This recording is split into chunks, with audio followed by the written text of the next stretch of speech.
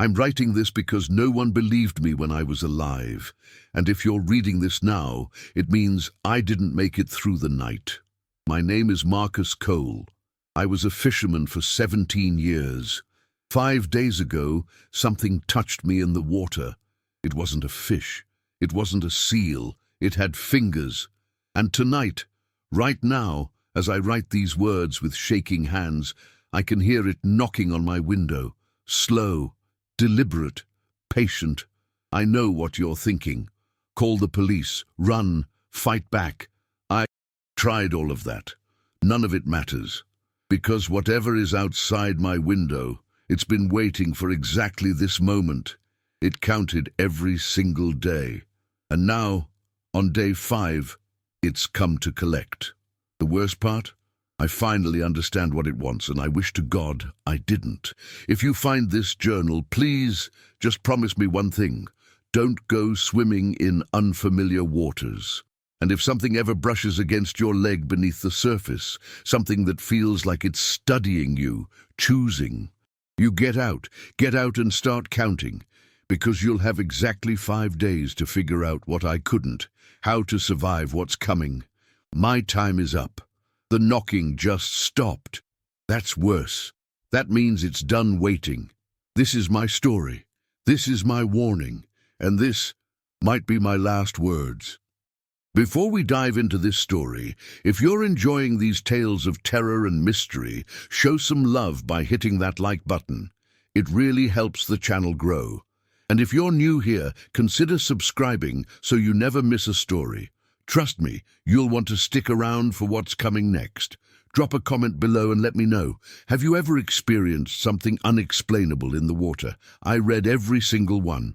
All right, let's get into it. I've been a commercial fisherman for 17 years, working the cold waters off the Pacific Northwest coast. In all that time, I thought I'd seen everything the ocean had to offer, the beautiful, the mundane, and the terrifying. I was wrong. It happened on a Tuesday, during what should have been a routine solo fishing trip. My boat, the Morning Catch, was anchored in a secluded cove I'd discovered years ago, a spot so rich with salmon that I'd kept it secret even from my closest friends. The August sun beat down mercilessly, and after hauling in my 3rd net of the day, I decided to take a swim to cool off. The water was unusually clear that afternoon, crystalline blue stretching down at least 30 feet. I could see my anchor chain disappearing into the darker depths below, swaying gently with the current.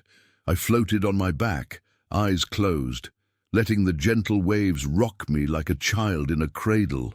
That's when I felt it. Something brushed against my left leg. Not a bump or a collision. It was deliberate, almost curious, like fingers trailing along my calf from ankle to knee. My eyes snapped open, and I jerked upright in the water, spinning around to see what had touched me. Nothing, just endless blue water and the distant shape of my boat. I'm not easily spooked. You can't be, not in my line of work. I've had seals pop up next to me, dolphins race alongside my boat, even had a curious whale calf surface within arm's reach once. But this felt different. This felt intentional. I swam back to the boat faster than I care to admit, my heart hammering against my ribs. Once aboard, I stood dripping on the deck, staring back at the water where I'd been floating. The surface was glass smooth, undisturbed except for the ripples from my hasty exit. Just a fish, I muttered to myself, grabbing a towel. Just a curious fish. But fish don't have fingers. I tried to shake off the unease as I pulled up anchor and checked my final net. The catch was good, maybe 2. Good. Every fish in the net was identical, medium-sized rockfish, each one staring up at me with the same glazed expression. In 17 years of fishing, I'd never seen such uniformity in a catch. Nature doesn't work that way. There's always variety, always difference. As I sorted through them, I noticed something else strange. Each fish had a small mark behind its left gill, a crescent-shaped indentation, like they'd all been tagged or branded somehow. I'd never seen anything like it. The sun was setting as I headed back to shore, painting the sky in shades of orange and deep purple. I kept checking the water behind my boat, unable to shake the feeling that I was being followed. But every time I looked, there was nothing but my wake spreading out across the darkening sea. I docked at Harbour Point just after 8, later than usual. Old Tom was still there, mending his nets under the pier lights. He'd been fishing these waters longer than I'd been alive. "Good haul," he called out as I secured my lines. "Strange haul," I replied, unloading my catch. "Tom, you ever seen fish with marks like this?" I showed him one of the rockfish, pointing to the crescent indentation. His weathered face went pale. He actually stepped back from the fish, his hands dropping the net he'd been working on. "Where'd you catch these?" His voice was barely above a whisper. "My spot. The cove. Why? What's wrong?" Tom shook his head slowly, his eyes never leaving the fish. "Throw them back, son. All of them." "What? Tom, this is 200 pounds of— I don't care if it's 1,000 pounds of solid gold. You throw those back, and you don't go to that cove again. You hear me?" I'd known Tom long enough to recognize genuine fear. "What's going on?" He finally looked up at me, and I saw something in his eyes I'd never seen before. Terror. Pure, primal terror. That mark, I've only seen it once before, 40 years ago. On fish my brother caught the day before he disappeared. Tom's hands were shaking now. They found his boat a week later, empty. No signs of struggle, no blood, nothing. Just his catch, all marked the same way, rotting in the hold. A chill ran down my spine despite the warm evening air. "Tom, I'm sure it's just— Did anything strange happen out there today?" he interrupted. "Anything at all?" I hesitated, thinking about the touch in the water. Something brushed against my leg while I was swimming." Tom's face somehow went even paler. "Jesus Christ. Marcus, listen to me very carefully. Whatever you do, don't go near the water after dark. Not for the next week, maybe longer. You're not making any sense." "5 days," he said, gripping my arm with surprising strength. "My brother said something touched him in the water. 5 days later—" He trailed off, staring past me at the darkening ocean. 5 days later, he was gone. I laughed nervously, trying to break the tension. "Come on, Tom. You're telling me there's some kind of sea monster that marks its prey. I'm telling you that there are things in the deep water that we don't understand, things that have been here longer than us, things that follow their own rules." He released my arm and stepped back. "You can believe me or not, but don't say I didn't warn you." He gathered his nets and walked away without another word, leaving me alone on the dock with my strange catch and his even stranger warning. I should have listened to him. I should have thrown the fish back, stayed away from the water, taken his warning seriously. But I didn't. I sold the fish to the market the next morning. They fetched a good price, crescent marks and all. The buyer didn't seem concerned, and neither was I. Old Tom had always been superstitious, and his story about his brother sounded like the kind of tall tale fishermen loved to spin. That was day 1. 4 more days until I understood just how wrong I was. The next morning, Wednesday, I woke up with the worst headache of my life. It felt like something was pressing against the inside of my skull, a dull, throbbing pressure that no amount of aspirin could touch. I called in sick to my crew. I was supposed to take out a charter that day and spent most of the morning in bed. Around noon, the headache finally subsided enough for me to function. I made coffee and sat on my back porch, which overlooked the harbour from about a quarter mile away. My house sat on a small hill, giving me a perfect view of the water and the boats bobbing at their moorings. That's when I noticed something odd. Every single boat in the harbour was facing the same direction, pointing straight out toward the open ocean. Even the ones that should have been facing the shore, based on how they'd anchored. It was as if they'd all swung around in the night, oriented by some invisible force, like compass needles pointing north. I called my friend Jake, who kept his sailboat in the same marina. "Hey, did you notice anything weird about the boats this morning?" "Weird how?" He sounded distracted. "They're all pointing the same way." There was a pause. Marcus, boats do that. It's called wind and current. All of them? In exactly the same direction? Look, I don't know what to tell you. Maybe there was a strong current last night. I've got to go, trying to get this engine fixed. I hung up, feeling foolish. Maybe Jake was right. Maybe I was reading too much into things because of Tom's story. But then I saw the fish, a single rockfish floating, belly up, just off my private dock. I walked down to get a better look, and my stomach turned. It had the same crescent mark behind its left gill, and its eyes were different. Instead of the glazed, dead look you'd expect from a deceased fish, they seemed focused, staring directly at my house. I grabbed my fishing net and scooped it out, intending to throw it in the trash. But when I lifted the net, the fish's mouth opened and closed once, twice, like it was trying to tell me something impossible. It was clearly dead, had probably been dead for hours based on the rigidity. I dropped the net, fish and all, and backed away from the dock. That night, I couldn't sleep. Every time I closed my eyes, I felt that touch again, the sensation of something trailing along my leg, deliberate and curious. Around 3 in the morning, I finally drifted off, only to be jolted awake by a sound.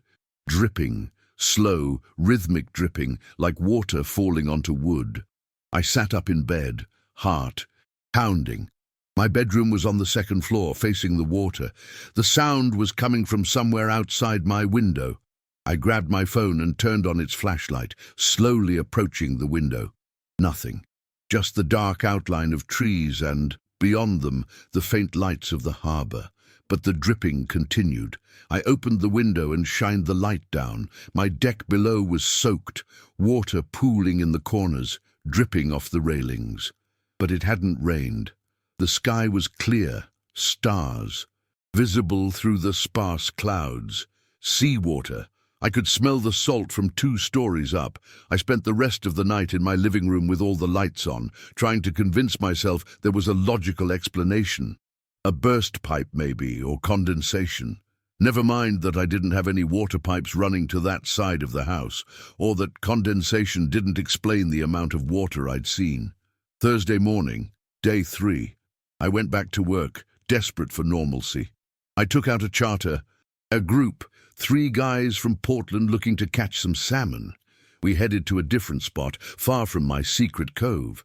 I hadn't told anyone, but I decided to follow Tom's advice about staying away from there. The fishing was terrible.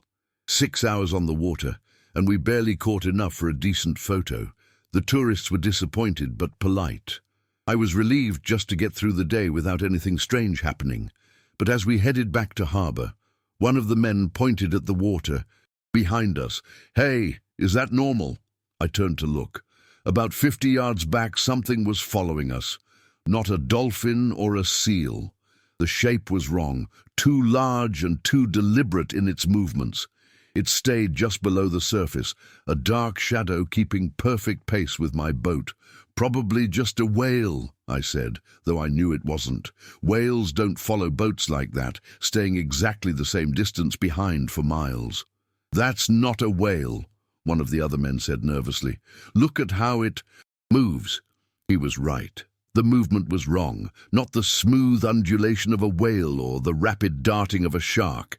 This was more like crawling, like something pulling itself through the water with limbs that shouldn't exist. I pushed the throttle forward, increasing our speed. The shadow kept pace effortlessly. One of the men pulled out his phone and tried to record it, but every photo came out completely black, like he'd covered the lens. He tried again and again, increasingly frustrated. But the results were the same, just solid black screens. The shadow followed us all the way to the harbor entrance, then abruptly dove deep and disappeared. The men left quickly after we docked, their earlier disappointment about the fishing forgotten in their eagerness to get away from the water. One of them, the youngest, maybe 30, turned back before getting in his car. "You should get off the water for a while," he said quietly. Whatever that was, it wasn't looking at all of us. Just, "You." I wanted to tell him he was wrong, that he was being paranoid, but I couldn't, because I'd felt it too, the weight of attention, of being watched, of being chosen. That evening, I found 3 more dead fish on my dock, all rockfish, all with the crescent mark, all arranged in a perfect triangle, their heads pointing toward my house. I called Tom, but he didn't answer. I drove to his place, a small trailer near the north end of the harbor, and found a note taped to his door. Gone to visit. My daughter in Seattle, back in 2 weeks. Don't try to call. Tom didn't have a daughter. In the 15 years I'd known him, he'd never mentioned any family except his lost brother. He'd run. I stood there in the gathering darkness, Tom's cryptic note in my hand, and felt the first real grip of fear. If Tom, a man who'd weathered every storm the Pacific could throw at him, who'd faced down sharks and survived 2 boat sinkings, if Tom had run, what chance did I have? Friday, day 4. I didn't. Go to work. I called my crew and told them I had food poisoning. They'd have to take the charters without me. I spent the day researching, trying to find any stories or legends about creatures that marked their prey, about fishermen who disappeared after strange encounters. I found more than I wanted to. Going back decades, there were scattered reports up and down the coast. A trawler captain in 1987 who claimed something had touched him while checking his nets. 5 days later, his crew found him missing from his locked cabin, the porthole too small for a person to fit through. A scuba diver in 1995 who posted about a strange encounter on an early internet forum. 5 days later, his last post, "It's here. It's knocking." But the oldest story I found was from 1823, a journal entry from a whaling ship. The first mate wrote about a crewman who'd fallen overboard and been pulled back aboard, claiming something had stroked his face underwater. The captain dismissed it as hysteria. 5 days later, they found the crewman's bunk empty. The only clue was a wet footprint leading from his bed to the deck. But the footprint wasn't human. The journal described it as webbed and vast, with talons where toes should be. The sun was setting when I finished reading. One more day. Tomorrow would be day 5. I checked every lock on my doors and windows twice. I drew the curtains. I kept the lights on. I told myself I was being ridiculous, that there had to be a rational explanation for everything that had happened. But I also called my brother in Idaho and told him that if he didn't hear from me by Sunday, he should call the police. "Marcus, what's going on?" he asked, concerned. "Just humor me, okay? If I don't call by Sunday evening, something's wrong." That night, I sat in my living room with a baseball bat across my lap, watching the clock tick toward midnight. Every sound made me jump, the house settling, branches scraping the roof, the distant call of a night bird. At 11:47 p.m., my phone rang, unknown number. I almost didn't answer, but something made me pick up, silence on the other end. No, not silence. I could hear breathing, slow, wet breathing, like someone whose lungs were full of water. "Who is this?" My voice shook. The breathing continued for 5 more seconds, then stopped, replaced by a sound that made my blood run cold. Dripping, that same rhythmic dripping I'd heard 2 nights ago. Then a voice, distorted and bubbling like someone speaking. "Underwater. Tomorrow." The line went dead. I didn't sleep at all that night. I sat with my back against the wall, bat in hand, watching the windows and waiting for dawn. When the sun finally rose on Saturday morning, day 5, I felt exhausted and wired at the same time, running on pure adrenaline and fear. I had 12 hours until sunset, 12 hours until 5 full days had passed since that touch in the water. I wasn't going to wait to find out what happened after dark. I packed a bag at first light, clothes, food, my truck keys. My plan was simple. Drive inland, find a motel far from any body of water, and wait this out. If nothing happened after a few days, I'd know I'd been paranoid. If something did happen, well, at least I'd be alive to figure out what came next. I was halfway to my truck when I realized I'd forgotten my phone charger. Cursing, I ran back inside, grabbed it from my nightstand, and froze. My bedroom window was open. I'd closed it. I'd locked it. I specifically remembered checking it 3 times before going to bed, or rather, before spending the night against the living room wall. I approached slowly, bat raised. The window wasn't just open. It was soaking wet. Water pooling on the sill and dripping onto my floor, and in that water I could see them. Prints. Not human handprints. These were larger with elongated fingers, 6 of them, and webbing visible between each digit. The prints led from the windowsill across my floor, toward my bed, then back to the window. Something had been in my room last night while I'd been downstairs. I ran, grabbed my bag, didn't bother locking the door, just sprinted to my truck and peeled out of my driveway fast enough to leave rubber on the pavement. I didn't look back at my house. I couldn't. I was terrified I'd see something in the window, watching me leave. The road wound away from the coast, up into the hills where the thick pine forests blocked out most of the morning light. I had the radio, turned up loud, trying to drown out my thoughts, trying not to think about those handprints or that voice on the phone. I'd driven maybe 20 miles when my truck started sputtering. No, not now, not here. I pulled over to the shoulder, popped the hood, and stared at my engine. I'm not a mechanic, but even I could see the problem. My radiator was bone dry, completely empty, coolant pooled beneath the truck. But I'd checked my fluids 3 days ago. Everything had been fine. I pulled out my phone to call for a tow truck. No signal, of course not. I was in a dead zone, surrounded by mountains and trees. I looked back the way I'd come, then forward. The nearest town was probably 10 miles ahead. I could walk it, or I could try to hike back home and get help there. Neither option appealed to me. That's when I noticed the smell. Salt water, strong enough to make my eyes water. But I was 20 miles from the coast, 1,000 feet above sea level. I walked around my truck, searching for the source. The smell grew stronger as I approached the tree line. Against every instinct screaming at me to get back in the truck and lock the doors, I stepped closer to the woods. There, hanging from a low branch about 30 feet in, was a fish, a rockfish to be exact, fresh enough that it was still dripping, with a crescent mark behind its left gill. I backed away slowly, not turning my back on the forest. Something moved in the shadows between the trees. I didn't see it clearly, just a suggestion of movement, there and gone. I got in my truck and locked the doors. Cell phone still showed no signal. I tried the engine again. Nothing, not even a cough. I sat there for maybe 20 minutes weighing my options when I heard it. Knock, knock, knock. 3 slow, deliberate knocks on my driver's side window. I screamed, actually screamed like a child, and whipped my head around. Nothing. No one was there. Just my reflection in the glass, pale and terrified.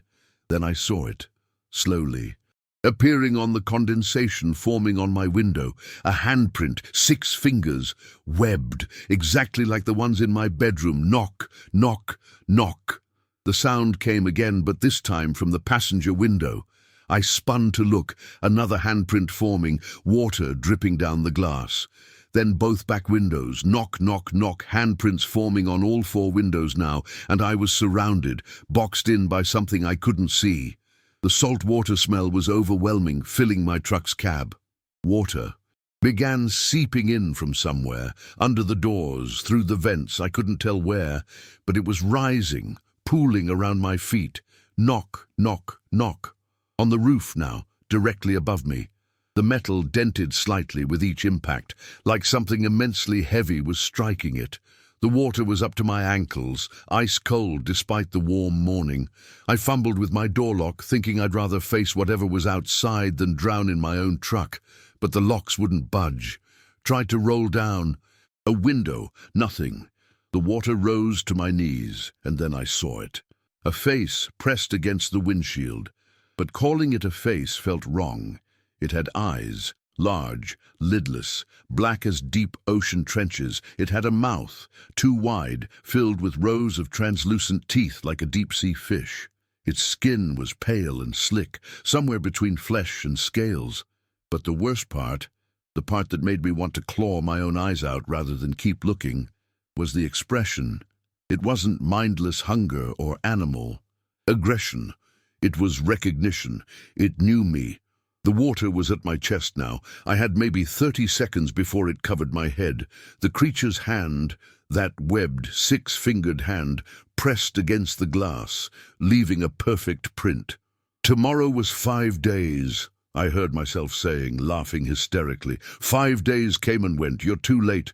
Whatever rules you follow, you missed your window. The creature tilted its head, and I swear it smiled. Then it tapped the glass once more and held up its other hand. It was holding a calendar page. August 17th, the day I'd been swimming in the cove. But there was a red X through it, and 4 more X's through the following days. Today, August 22nd, had a circle around it, but the creature's finger moved, pointing to the next date. August 23rd, tomorrow. I'd been counting wrong. That day in the cove had been day 0. Tomorrow was day 5. The water was at my chin. I tilted my head back, gasping for the last few inches of air. The creature watched me struggle, its black eyes unblinking. Then, just as the water was about to cover my nose, it all drained away. In seconds, the truck was completely dry, as if the water had never been there. The handprints vanished from the windows. The dents in my roof smoothed out. The creature was gone. My truck started on the first try. I sat there shaking, staring at the calendar image burned into my mind. Tomorrow. It was giving me one more day. But why? Why warn me? Why show me I'd been counting wrong? Because it wanted me to know. It wanted me to spend the next 24 hours in terror, knowing exactly when it would come for me. It was playing with its food. I drove, not back home, not to the nearest town, just drove aimlessly until I found myself at a church on the outskirts of Harbour Point. I haven't been religious since I was a kid, but I was desperate. The priest, Father Matthews, found me sitting in the last pew, still shaking. "Son, are you all right?" I told him. Everything, every detail from the touch in the water to the thing outside my truck. He listened without interrupting, his expression growing more concerned with each sentence. When I finished, he was quiet for a long moment. "This mark you described," he finally said, "on the fish. Can you draw it for me?" I sketched the crescent shape on a piece of paper. He stared at it, then went to his office and returned with an old book, leather-bound and crumbling. "This church was built in 1847, he said, flipping through yellowed pages. But there was a fishing village here long before that. The indigenous people who lived here, they had stories about something in the water. They called it the claimer." He showed me a page with a drawing almost identical to the mark I'd seen. Beneath it was text in a language I didn't recognize, but Father Matthews translated, "The claimer marks what it chooses. 5 days of waiting, 5 days of warning. On the 6th sunrise, it comes to collect. No lock will bar it, no prayer will save the marked. Only one escape exists. The marked must return what was taken." "What does that mean? Return what was taken?" Father Matthews shook his head. "That's where the translation gets unclear. Some versions say the marked must return to the water. Others say they must give back what they stole. The original people eventually abandoned this coast entirely. Whatever the claimer was, they feared it enough to leave their ancestral home." "So I'm just supposed to go throw myself in the ocean? That's the escape?" "I don't know, son, but..." He hesitated. "There's one more thing. According to the legend, the claimer doesn't kill its marked. It takes them somewhere, changes them, and eventually they come back, but they're not themselves anymore." He showed me another page, a drawing of humanoid figures with webbed hands, fish-like features, standing at the boundary between sea and land. The text calls them the transformed. The legend says they help the claimer hunt, luring others into the water. I felt sick. Tom's brother. He disappeared 40 years ago. Did they ever find a body? No. But Tom said... I stopped, a horrible realization forming. Tom said there were things in the deep water that have been here longer than us. What if he didn't mean the claimer? What if he meant the transformed? What if his brother? Father Matthews put a hand on my shoulder. I think you need to figure out what the claimer wants returned. Tonight, before sunrise, I left the church as evening was falling, my mind racing. What had I taken? The fish, the ones with the marks. I'd sold them, they were gone, scattered to restaurants and markets across the city. But that didn't feel right. The claimer could have killed me at any time, in the water that first day, in my bedroom, in my truck. It was strong enough, powerful enough, so why the waiting? Why the warnings? What was taken? I drove back to my house, knowing I shouldn't, knowing. It was probably the most dangerous place I could be, but I needed to think, and I couldn't think while running. The sun was setting as I pulled into my driveway. 12 hours until sunrise. 12 hours until the claimer came to collect. I walked through my house, looking at everything with new eyes. What had I taken from the ocean? Fish. I'd been taking fish my entire career, thousands of them, tens of thousands. But that couldn't be it. Every fisherman did the same thing. The claimer would have marked us all, unless I'd taken something specific, something from that cove. I pulled out my logbook, flipping back to that Tuesday. I'd caught 200 pounds of rockfish, all identical, all marked, all wrong, and I'd been swimming in that cove before I set my nets. I'd been swimming in a place I shouldn't have been. The cove wasn't just a good fishing spot. It was something else, something sacred maybe, or protected. And by entering the water there, by swimming in it, by fishing from it, I'd taken something intangible, permission, sanctuary, peace. I had to return to the cove. It was insane. It was exactly what the claimer probably wanted, but it was the only thing that made sense. I grabbed my keys and headed for the door, then stopped. Someone was standing in my driveway, an old man dressed in wet, tattered clothes that looked decades out of date. His skin was pale, slightly scaled, and his hands had 6 fingers each, with webbing stretched between them. He looked up at me, and I recognized his face from a photo Tom kept in his boat's cabin. Tom's brother, missing for 40 years.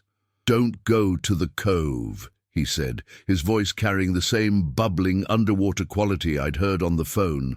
"That's what it wants. That's how it claims you. Then what do I do?" He stepped closer, and I saw that his eyes were black, lidless, just like the claimer's. "You can't run from it. You can't hide. The mark means you're chosen."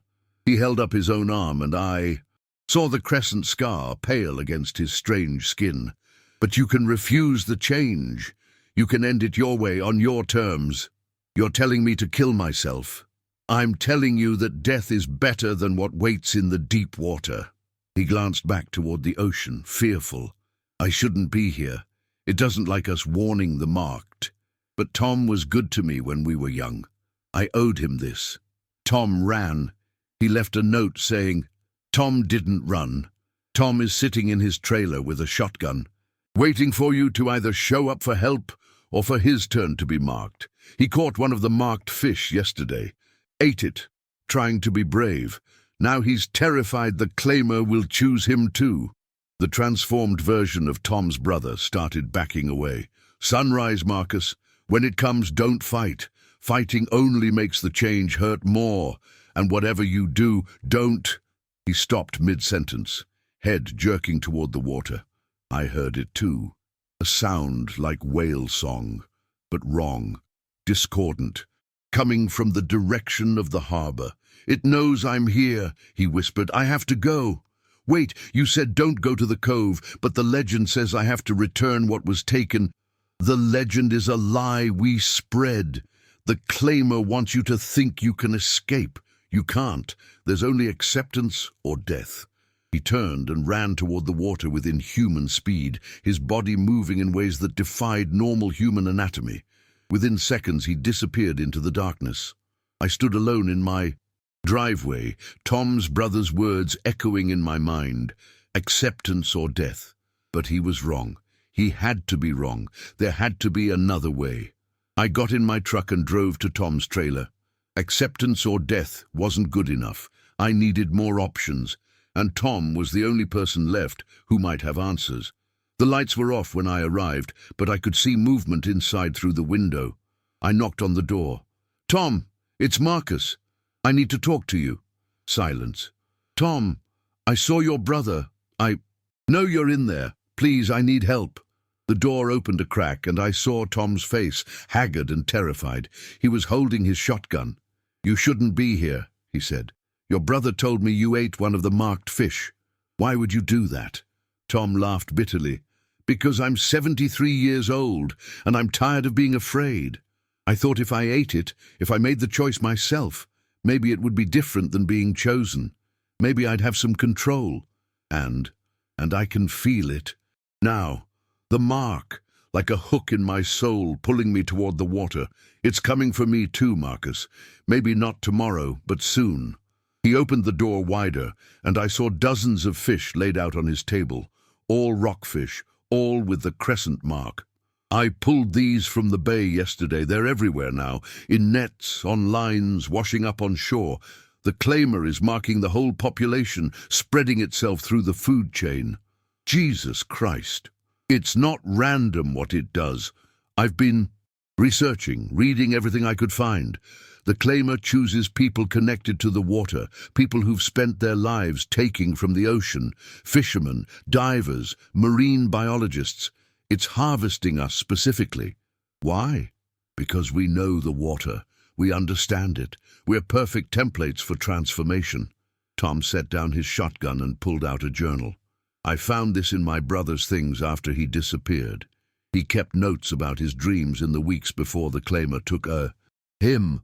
He handed me the journal.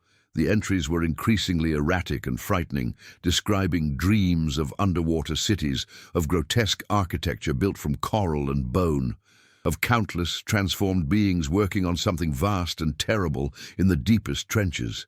The last entry, dated 5 days before his disappearance, read, "It's not hunting us, it's recruiting us, building an army for something that's coming, something from the deep places where light never reaches." I looked up at Tom. "What if we went public, warned people, got scientists involved? Who'd believe us? Besides, I think it's too late. Whatever the claimer is preparing for, it's been at this for generations, centuries maybe. My brother's just one of thousands." Knock, knock, knock. We both froze. The sound came from Tom's bathroom, a small room at the back of the trailer with a single window facing the harbor. Knock, knock, knock. Tom picked up his shotgun. "It's not even midnight yet." "It came for me." "Hours early too," I whispered. "In my truck. I think it's playing with us." We crept toward the bathroom door. Tom reached for the handle, then stopped. Water was seeping from under the door, pooling around our feet. The door burst open. A wave of seawater rushed out, knocking us both backward. In it, carried by the surge, were fish, hundreds of them, all marked, all very much alive despite being out of water. They flopped and writhed on the trailer floor, and in the mass of scaled bodies, I saw something else, a shape, forming from the water itself, growing larger, more solid. The claimer had come early. Tom raised his shotgun and fired. The blast was deafening in the confined space, but the pellets passed right through the water shape without effect. It continued forming, growing more defined with each second. "Run!" Tom shoved me toward the door. I ran, but I looked back just in time to see the claimer fully manifest. It was even more horrible than I'd seen through my windshield, easily 9 feet tall, with a body that seemed to shift between solid flesh and liquid water. Its face was a nightmare amalgam of human and deep-sea fish, and those black, endless eyes found me even as I scrambled out the door. Tom fired again, and this time I heard him scream. I didn't stop running. I got in my truck and drove away, hating myself for leaving him, but knowing I couldn't help him, not against that thing. Behind me, I heard something that sounded like whale song mixed with human laughter. Tom was gone, just like his brother. Just like all the others who'd been marked over the centuries, I had maybe 8 hours until sunrise, 8 hours to find a solution or face the same fate. I drove without destination, trying to think. The claimer was getting bolder, coming earlier, stronger. It had manifested fully in Tom's trailer. I'd never seen it that solid before. Then I remembered Father Matthews and the translation. The marked must return what was taken. Not the fish, not the water, not the permission to fish in the cove. What if it was simpler than that? What if I had to return myself, not jump in the ocean and let it take me? That was acceptance. That was what Tom's brother warned against. But return myself, on my terms, willingly but not as prey. I didn't understand what that meant, but it was all I had. I drove to the marina, to my boat. The morning catch bobbed peacefully at its mooring, waiting. The harbour was completely empty. Every other boat had left or been moved somewhere else. Even the fishing fleet that normally crowded the docks was gone. I was alone. I boarded my boat and checked my equipment. Everything was there. My nets, my GPS, my radio, and stored in a waterproof locker, my grandfather's diving suit. Ancient, probably not even safe to use anymore, but functional. An idea was forming. Crazy, probably suicidal, but an idea nonetheless. If the claimer wanted me in its world, I'd enter on my own terms. I'd dive to the cove, to the exact spot where it had marked me, and I'd face it there, in its territory, but by my choice. Maybe that would satisfy it. Maybe that would count as returning what was taken. Or maybe I was just finding a more elaborate way to commit suicide. Either way, waiting for sunrise wasn't an option anymore. I fired up the morning catch's engine and headed out into the darkness toward the cove where this had all begun. The ocean was eerily calm, not a wave in sight. The stars reflected on the water's surface like scattered diamonds, beautiful and cold. In the distance, I could see the familiar outline of the cove's entrance. I'd been coming here for years. I'd thought it was my secret, my special place. Now I understood the truth. It had always been the claimer's place. I'd just been borrowing it. It was almost midnight when I anchored in the exact spot where I'd been swimming 5 days ago. The water below was black, impenetrable, hiding whatever waited in its depths. I put on the diving suit, no oxygen tank. They'd run out too quickly. Just the suit, a waterproof flashlight, and my grandfather's diving knife, more for comfort than any practical use. Before I went over the side, I made one last call to my brother. "Marcus, Jesus, it's midnight. What's wrong?" "I'm doing something stupid," I said. "If I don't call you by noon tomorrow, I need you to contact the Coast Guard. Tell them to check the cove at coordinates." I rattled off the location. "And tell them to drain it. Whatever it takes. Drain it and fill it with concrete." "Marcus, you're scaring me. What's happening?" "Just promise me." I promise, but please, tell me what's going on." "I stole something from the ocean. Now I'm giving it back." I hung up before he could respond. The water was cold when I dropped in, even through the suit. I turned on my flashlight and dove, following the beam down into the darkness. 20 feet, 30, 40. The anchor chain disappeared below me, continuing into depths that shouldn't exist. The cove wasn't supposed to be this deep. My chart showed maybe 60 feet maximum. But I kept descending, past any depth that made sense. At 100 feet I saw the bottom, or what I thought was the bottom. It was moving. The entire floor of the cove was covered in transformed beings, dozens of them, maybe hundreds, all with webbed hands and fish-like features. They were building something, coral and bone, shaped into massive structures that hurt to look at, angles, and dimensions that didn't make sense. And in the center of it all, vast and terrible, was the claimer. It was easily 50 feet long down here, coiled around a structure that looked like a throne made from a whale's skeleton. Those black eyes found me immediately, and I felt its attention like a physical weight.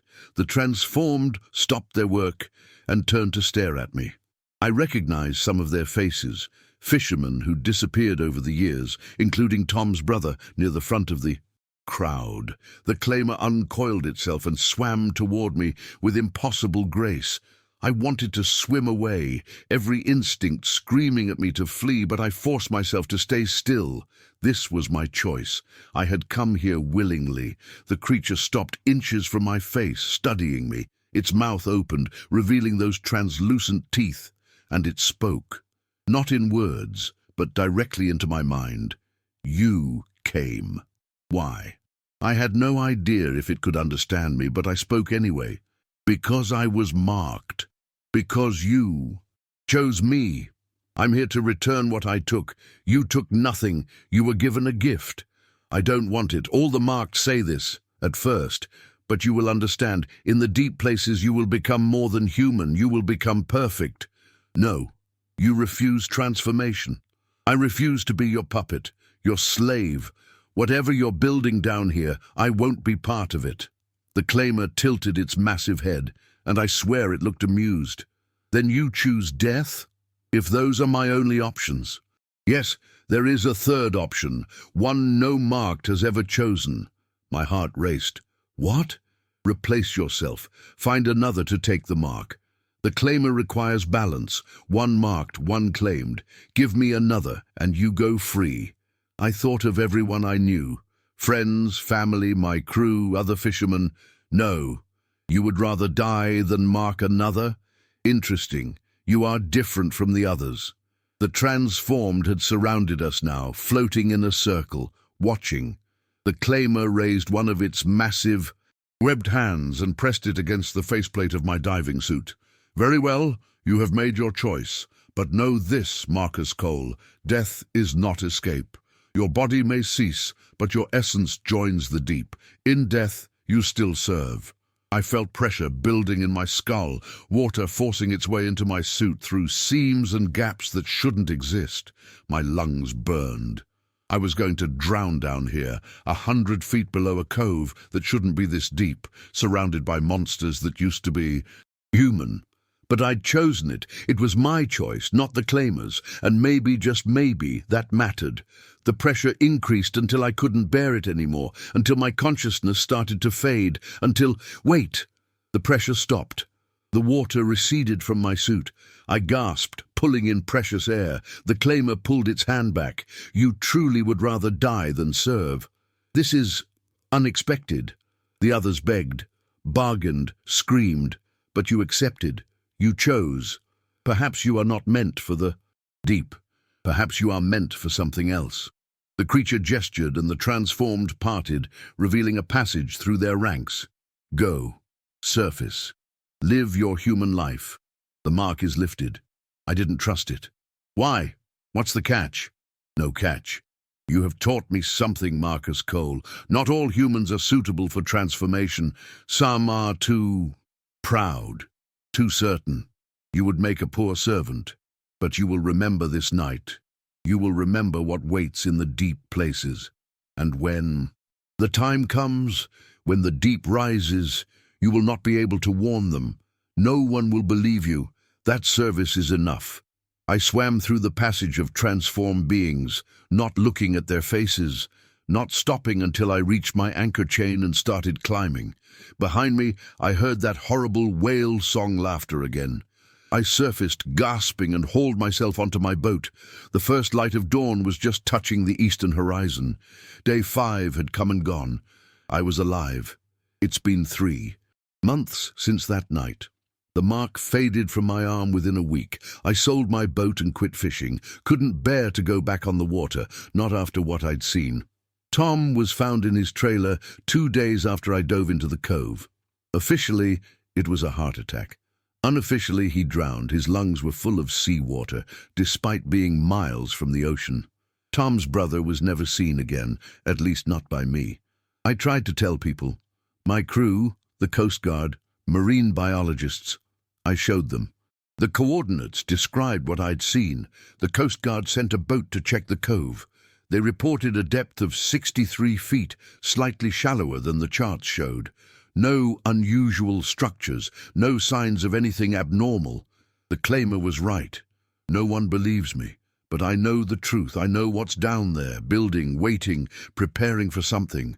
and I know that every fisherman who disappears, every diver who vanishes, is probably serving in that nightmare city below. Last week, I saw something on the news. A marine biologist was giving a press conference about unusual fish populations showing up in commercial catches. Rockfish mostly, all with strange markings behind their gills. Crescent-shaped markings. They're spreading, just like Tom feared. The claimer is expanding its reach, marking more fish, spreading through the food chain. I wanted to call in, to warn them, but I remembered the claimer's final words. No one will believe you. It was right. All I can do is watch. As the marks multiply, as more and more people start eating the infected fish, as the claimer's influence spreads inland through seafood distribution networks, and wait for the day when the deep rises. I know it's coming. I can feel it the same way I felt that touch in the water, inevitable, patient, unstoppable. The claimer let me go, because I'm no threat. I'm just one man marked by madness, shouting warnings no one will heed. But I'll keep trying. I'll keep telling anyone who'll listen. Don't. Swim in unfamiliar waters. Don't eat fish with crescent marks behind their gills. And if something brushes against your leg while you're swimming, get out. Immediately. Count the days carefully. And whatever you do, don't answer when it knocks.